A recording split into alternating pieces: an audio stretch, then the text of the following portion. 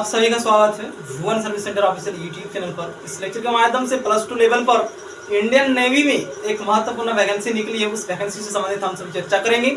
सभी aspirant lecture में last तक बने रहेंगे। इंडियन नेवी में जो भी कैंडिडेट्स जाना चाहते हैं +2 लेवल पर ये वैकेंसी है और डिपार्टमेंट ये मेडिकल डिपार्टमेंट से संबंधित वैकेंसीज हैं। जितने भी एस्पिरेंट इसमें इंटरेस्ट हैं सभी एस्पिरेंट इसमें आवेदन करेंगे।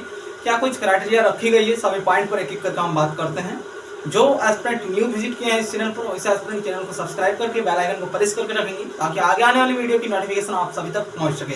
वैकेंसी को सबसे पहले समझ ले सभी एस्पिरेंट। इंडियन नेवी की ओर से 10+2 लेवल पर ये वैकेंसी रिलीज हुई है और मेडिकल डिपार्टमेंट से संबंधित ये पद हैं।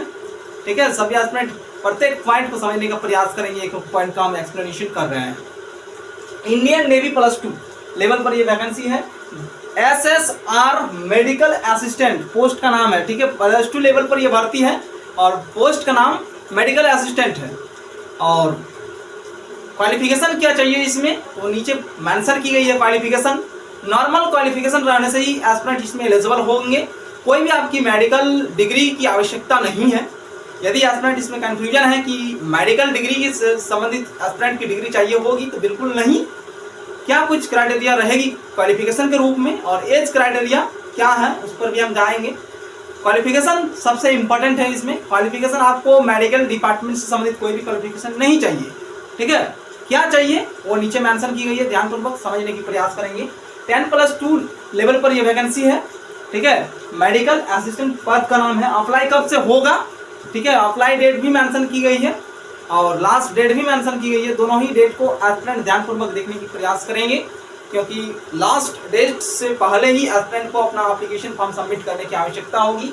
यहाँ पर सभी एस्पिरेंट देख पा रहे हैं 7 सितंबर 2024 से लेकर 17 सितंबर 2024 तक इसकी आवेदन प्रक्रिया चलेगी। इंडियन नेवी द्वारा इसकी आवेदन प्रक्रिया स्टार्ट कर दी जाएगी। वर्तमान समय पर लिंक को एक्टिव नहीं की गई है। ठीक है, 7 सितंबर 2024 को इसकी ऑफिशियल वेबसाइट के माध्यम से लिंक को एक्टिव की जाएगी और उस लिंक के माध्यम से एस्पिरेंट अपना आवेदन प्रक्रिया संपन्न कर पाएंगे। 17 सितंबर 2024 तक इसकी आवेदन प्रक्रिया चलेगी इंडियन नेवी में मेडिकल असिस्टेंट पद के लिए। ठीक है, प्रत्येक पॉइंट को समझने का प्रयास करेंगे। ये तो अप्लाई से संबंधित प्रोसेस है 7 सितंबर से लेकर 17 सितंबर 2024 तक। नेक्स्ट पॉइंट के रूप में यहाँ पर मेंशन की गई है एग्जाम डेट। एग्जाम डेट भी ऑफिशियल नोटिफिकेशन के माध्यम से मेंशन कर दी गई है इंडियन नेवी की तरफ से। अक्टूबर 2024 में इसकी एग्जामिनेशन कंडक्ट होगी आयोग के माध्यम से। ठीक है, इंडियन नेवी मेडिकल असिस्टेंट के लिए ऑफिशियल वेबसाइट में भी ये डेटा मेंशन की गई है अक्टूबर 2024 में। वर्तमान समय पर डेट अनाउंस नहीं हुई है। एग्जामिनेशन कंडक्ट होने से पहले आप सभी को इसकी सूचना दे दी जाएगी।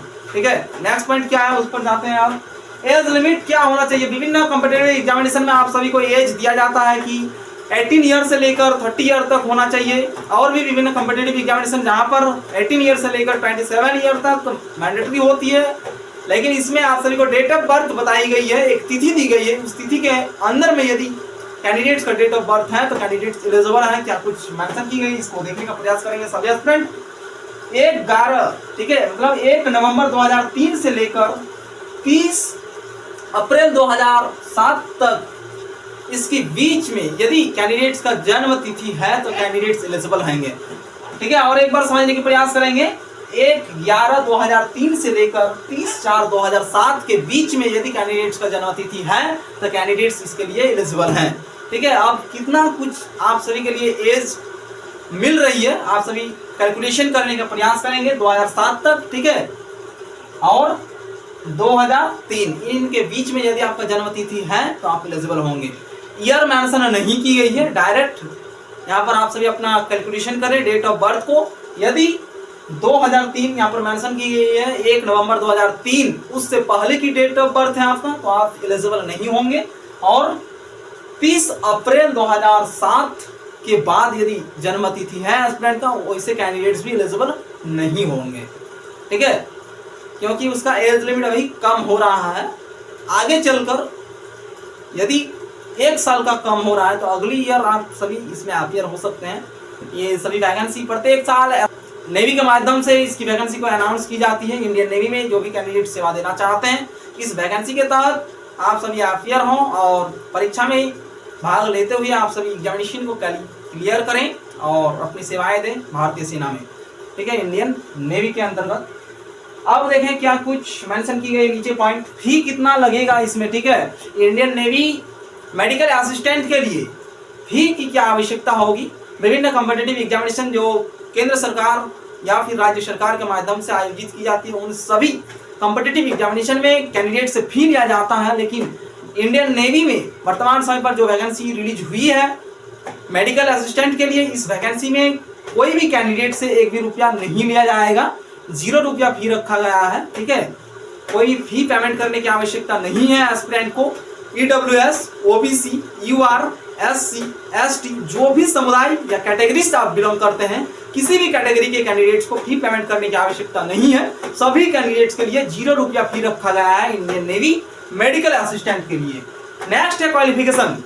क्वालिफिकेशन क्या चाहिए मेडिकल सेवा में जाने के लिए। इंडियन नेवी के अंतर्गत 10+2 वैकेंसी के तहत यदि कैंडिडेट्स मेडिकल असिस्टेंट बनेंगे, वैसे कैंडिडेट्स के लिए क्वालिफिकेशन की क्या आवश्यकता होगी।